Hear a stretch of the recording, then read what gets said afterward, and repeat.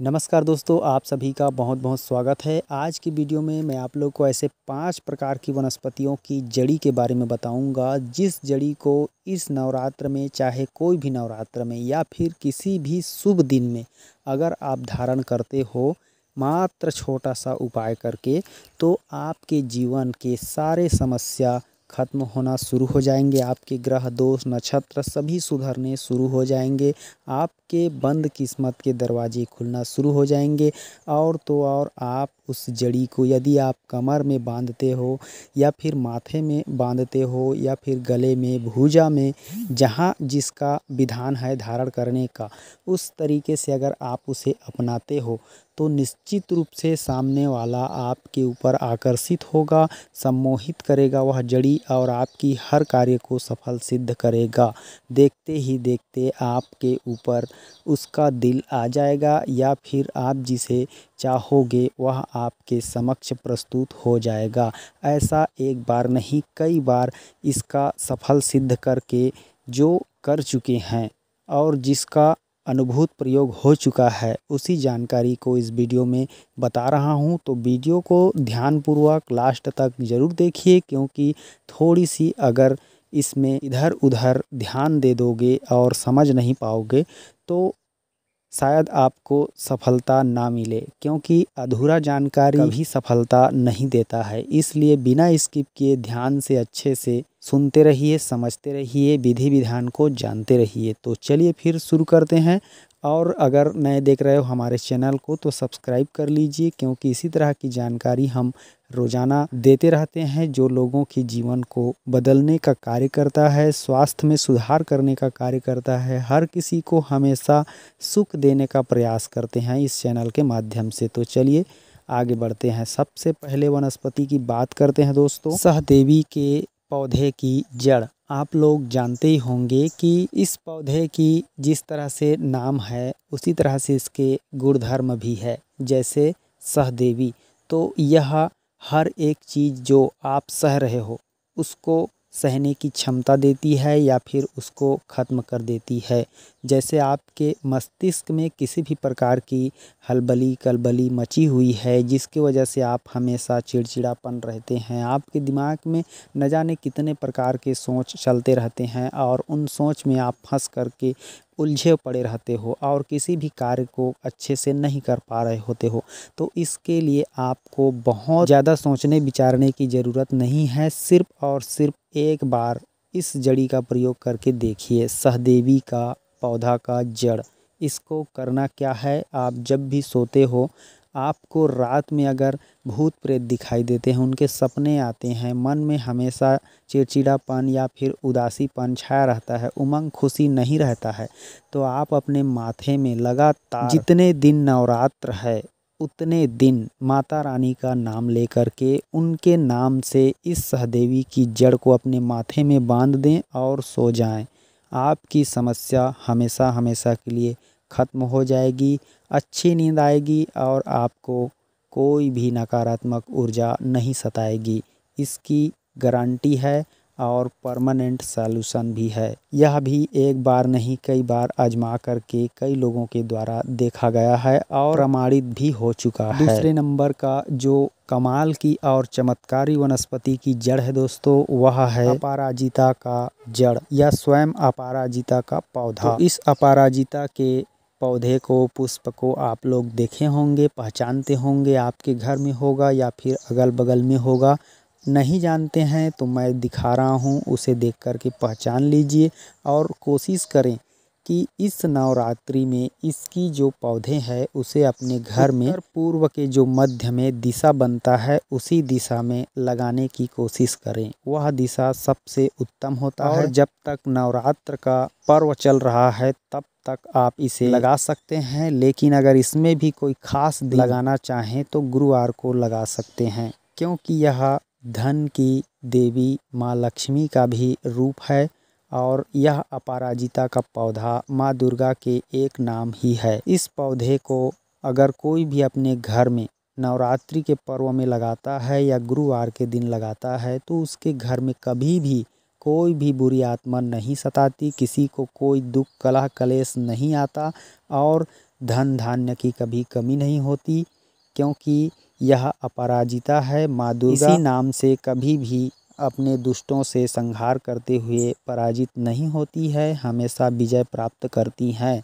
इसी गुण के चलते माँ दुर्गा का एक नाम अपराजिता है, उसी का यह फल स्वरूप अपराजिता पौधा है। यह अपराजिता का वनस्पति इतने सुख शांति आपके घर में ला देगा कि आप कभी सोचे भी नहीं होंगे। जिसकी कभी रिश्ता नहीं आता, उनके भी रिश्ते आना चालू हो जाते हैं। अगर आप अपराजिता के पुष्प को माँ दुर्गा के पूजा में चढ़ाते हो हर दिन इस नवरात्रि में, तो अगर आप हर दिन नहीं चढ़ा पाते हो तो एक दिन कम से कम नवरात्र में जा कर के पूजा की थाल लेकर के इस अपराजिता के फूल को रख करके माँ दुर्गा के चरणों में अर्पित करके आ जाइए, पूजा पाठ कर लीजिए, फिर देखना चमत्कार कैसे होता है आपके जीवन में। अगर इसके पुष्पों का तोरण बना करके, जिसे पान का तोरण बना के दीवार में लटकाते हैं, उसी तरह से आप इसके पुष्पों का, फूलों का माला बना करके, तोरण बना करके घर की दीवार में, मुख्य दरवाजे में अगर लटकाते हैं तो आपकी घर की सारी वास्तु दोष ठीक हो जाएगी और आपके घर में चारों तरफ से खुशियां आना चालू हो जाएगी। ऐसा मैंने खुद भी किया है और इसका रिजल्ट भी पाया है। दोस्तों, अब हमारा तीसरा वनस्पति है जो एक दिव्य चमत्कारी वनस्पति है और इसे हर कोई जानता है, पहचानता है। आपके घर के आसपास ही यह दिख जाएगा, आप इसे जानते हो, जिसे चिरचिटा, अपामार्ग या इसके बहुत सारे नाम हैं। सभी वनस्पति के नाम बहुत सारे होते हैं। मुख्यतः इसे चिरचिटा कहते हैं देहात में, और हिंदी में अपामार्ग कहा जाता है, संस्कृत में भी अपामार्ग कहा जाता है। तो इस अपामार्ग की जो आप बीज देख रहे हैं, इन बीजों को अगर कोई खा ले, चबा ले, तो उसका भूख बंद हो जाता है, मतलब भूख उसे नहीं लगती है। जो लोग संत महात्मा होते हैं वे लोग इसका खीर बना के खाते हैं या फिर खीर में डाल देते हैं, तो उनको 15 दिनों तक, महीना दिनों तक भूख लगना बंद हो जाता है और शरीर स्वस्थ रहता है, फिट रहता है। ऐसा नहीं कि कमज़ोर हो जाते हैं, नहीं, कमज़ोर नहीं होगा आपका शरीर, लेकिन सिर्फ आपको खाने पीने का मन नहीं करेगा,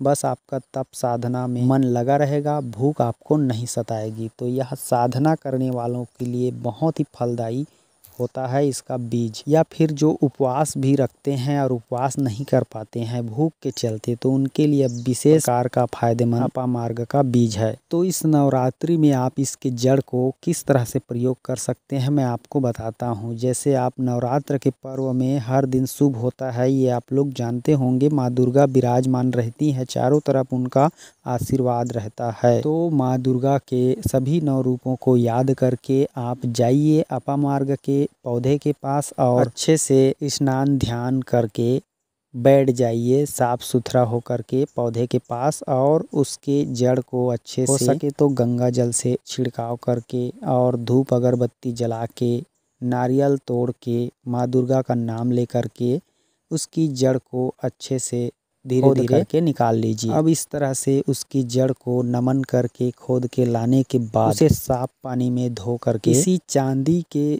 बर्तन में या चांदी की जो भी आभूषण है उसमें आपको रगड़ना है, या फिर पत्थर में भी रगड़ सकते हो। लेकिन अगर आप चांदी के आभूषण में रगड़ोगे तो उससे जो निकलेगा पदार्थ, यानी उसका जो बारीक पेस्ट निकलेगा, पानी डाल डाल के रगड़ोगे तो उस पेस्ट को आपको इकट्ठा करना है और कम से कम आधा चम्मच, और उसमें हल्दी और चंदन मिला करके उसका तिलक करना है अपने माथे में, और उस तिलक को लगा के आप जहाँ भी जाओगे तो आपको दिखेगा चमत्कार। इससे होता क्या है दोस्तों, माँ दुर्गा का नाम लेकर के रगड़ते रहो, मतलब जितने टाइम तक रगड़ोगे आपके मन में सिर्फ माँ दुर्गा का नाम होना चाहिए। उन्हीं को याद करते करते उसको, उसकी अपामार्ग की जड़ को रगड़ के पेस्ट निकालना है, और उस पेस्ट को जैसे ही आप तिलक लगाओ, माँ दुर्गा का आशीर्वाद आ जाता है और आपका हर कार्य बनने लगता है। जो आपको पसंद नहीं करता वह भी पसंद करने लगता है, जो आपसे बात नहीं करता वह भी प्रेम से बातें करने लगता है। एक प्रकार से आपके ऊपर पूरी तरह से मोहित हो जाता है। हर कोई देख के आपको बात करना चाहेगा, आपके साथ घूमना फिरना रहना चाहेगा, आपसे दोस्ती करना चाहेगा, आपकी तरफ आकर्षित होगा। यह एकदम परीक्षित प्रमाणित अनुभूत बात है, इसमें किसी भी प्रकार की कोई संदेह नहीं है। इस अपामार्ग की जड़ का एक और विशेष प्रयोग है दोस्तों, जो कि कभी असफल नहीं हुआ है। आप भी कभी भी इसे ट्राई करके आजमा के देख सकते हो। अगर किसी बच्चा हो रहा हो, डिलीवरी के समय आ गया हो, तो कमर में बांध देने से इसकी जड़ को, मतलब इसकी जड़ को आप उखाड़ के किसी शुभ दिन में रख लीजिए, या फिर कोई भी दिन अगर डिलीवरी हो रहा है तो उसी दिन भी इस अपामार्ग के पौधे को नमन करके इसके जड़ को ला करके और पूर्ण विश्वास करके अगर आप इसकी जड़ को उनके कमर में बांध देते हो, जो भी माता बहनें डिलीवरी के समय दर्द से कराह रही होती हैं उनके, तो उनका दर्द एकदम से शांत हो जाता है। और बच्चा अगर इधर उधर भी हो जाए रहता है, मतलब जो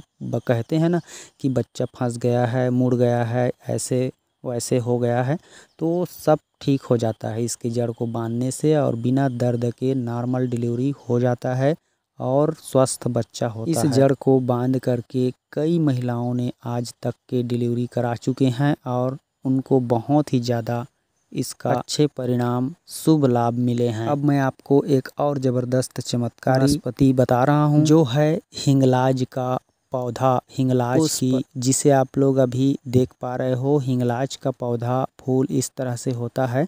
तो इस हिंगलाज का जो पेड़, उस पेड़ की जो जड़ होता है, उसकी जड़ को भी उसी तरह से पूजा पाठ करके, नमन करके, उसकी छोटा सा जड़ का टुकड़ा लेना है और उस जड़ को ला करके जो माता रानी के नवरात्र के समय जोत जलता रहता है, उस जोत के नीचे आपको रख देना है। चाहें तो 9 दिन का 9 दिन पूरा रख सकते हैं, नहीं तो एक दिन ही काफ़ी है। एक दिन भी अगर माता रानी की जोत जहाँ पे जल रहा है, जहाँ पे दीपक हमेशा जलता रहता है, उसके अगल बगल या फिर उसके नीचे में ही ज़मीन के अंदर गाड़ देना है। उसके साथ आपको एक चांदी का आभूषण रखना है, मतलब हिंगलाज के जड़ के साथ चांदी का आभूषण कोई सा भी, छोटा सा भी, और उसमें हल्दी चंदन का तिलक करके एक धागे से बांध करके दोनों को एक साथ ज़मीन में गाड़ दीजिए। चाहे एक दिन गाड़ो या फिर 9 का 9 दिन या पूरे 9 दिन। और जब नवरात्र समाप्त हो जाए तो उसको वहाँ से निकाल लेना है और उसको गले में, कमर में, भुजा में, जहाँ भी आपको मन करे ताबीज़ में भर कर भी धारण कर सकते हैं। इस तरह से धारण करोगे तो आपको मनोवांछित फल मिलेगा, आपकी हर इच्छा पूरी होना शुरू हो जाएगा। आप अगर तिजोरी में भी रखोगे तो तिजोरी का पैसा कभी खाली नहीं होगा, बल्कि चारों तरफ से आया करके तिजोरी में पैसा भरता हुआ नज़र आएगा। आपकी हर प्रकार से बिगड़ा हुआ काम बनना शुरू हो जाएगा। तो इस तरह से यह भी मनोवांछित फल देता है हिंगलाज पौधा का जड़, क्योंकि हिंगलाज माता का की विशेष कृपा इस पौधे की जड़ में आ जाता है। दोस्तों, अब मैं आप लोग को एक ज़बरदस्त चमत्कारी पौधा बता रहा हूँ, वनस्पति, जिसका जड़ आपको सेम उसी तरह से खोद करके निकालना है किसी भी नवरात्र में, शुभ दिन में, और पहनना है या ताबीज़ में, गले में, भुजा में, धागे में, या फिर जिस तरह से जैसा भी चाहें। आप इस मदार के फूल को देख रहे हैं, जिसे आँख का पौधा कहते हैं। इसकी जड़ को आपको लाना है किसी भी नवरात्र में या फिर किसी भी शुभ दिन में पूजा करके, नमन करके। इसकी जड़ को माता रानी का नाम लेकर के, उसमें सिंदूर तिलक करके, चंदन तिलक करके गले में पहनना है, भुजा में बांधना है या ताबीज में भर करके धारण करना है। अगर कोई आँख का पौधा 11 वर्ष पूरे कर लिया है तो उसमें गणेश जी की सूंड के आकार उसकी जड़ का हो जाता है। मतलब इसमें गणेश जी की कृपा आ जाती है, रिद्धि सिद्धि स्वयं पधारते हैं। अगर आप इस जड़ को अपने घर में अपने पास रखते हो या फिर इसका प्रयोग करते हो तो किसी भी नवरात्र में आप इस आँख की जड़ का उपयोग अपने गले में धारण करके, अपने कमर में बांध के, भुजा में बांध के, या फिर अपनी तिजोरी में रखने के लिए कर सकते हो। और दोस्तों, एक और विशेष मैं बात बता रहा हूँ, अगर आप इस आँख के जड़ को ताबीज में भर करके गले में धारण करते तो इस आँख के पौधे की, मंदार की जड़ का ताबीज में भर करके धारण तो कर लिया, अब आपको उसके साथ साथ एक और वनस्पति होता है जिसे दूधी कहते हैं, बड़ी दूधी, और एक पेड़ होता है जिसे पलास कहते हैं। पलास की जड़ का रस और दूधी के पौधे का पूरे पंचांग का पाउडर, इन दोनों को आपस में मिला करके गोली बनाना है। मतलब ये क्या काम करेगा मैं आपको पहले समझा देता हूँ, उसके बाद बताऊँगा। आँख के जड़ को ताबीज़ में भर करके पहनना है, पहला काम। दूसरा काम, दूधी के पौधे को सुखा के पाउडर करना है और पलास के जड़ का रस निकाल के उसमें गोली बना के रख लेना है, मटर के दाने के समान। ताबीज़ पहन लिया। अब इस गोली को मुंह में रख करके या फिर खा करके आधा घंटा पहले अगर आप अपनी पत्नी के साथ संसर्ग करते हैं तो निश्चित रूप से आपको एकदम सुंदर, गुणवान, चरित्रवान पुत्र या पुत्री का प्राप्ति हो जाता है। यह अनुभूत प्रमाणित बात है, इसमें कोई संदेह की जगह ही नहीं है। तो जो लोग निसंतान दंपत्ति हैं उनके लिए यह खास प्रयोग है। एक बार और सुन लीजिए। शुभ दिन में आपको मंदार के आँख के जड़ का ताबीज़ में भर के पहनना है। किसी शुभ दिन में या नवरात्र में आँख की जड़ ताबीज़ में भर करके पहनना है और दूधी के पौधे का पाउडर, पलास की जड़ का रस, दोनों को मिला के गोली बना के उस गोली को आधा घंटा पहले खा के संसर्ग करना है, रिश्ता बनाना है, संबंध बनाना है। इससे हर प्रकार वीर्य विकार भी खत्म हो जाते हैं, शीघ्र पतन, धातु रोग नष्ट हो जाता है और इतना जबरदस्त गुणवान पुत्र होता है या पुत्री होता है कि आप सपने में भी नहीं सोचे होंगे। आपकी हर ख्वाहिश को पूरा करने वाला पुत्र या पुत्री पैदा होगा। आपके सपने साकार करने वाला आपका वंश बढ़ेगा। की जानकारी आपको अगर अच्छा लगा हो कुछ, तो दोस्तों आज की वीडियो की जानकारी मेरे ख्याल से आपको बहुत अच्छा लगा होगा। अगर अच्छा लगा होगा तो अपने पास सीमित ना रखें, दूसरों को शेयर करके ज़रूर बताएं और हो सके तो एक आध प्रयोग करके अवश्य देखें। मिलते हैं किसी और भी नई वनस्पति की खास जानकारी के साथ। तब तक के लिए नमस्कार, जय हिंद, जय माता रानी।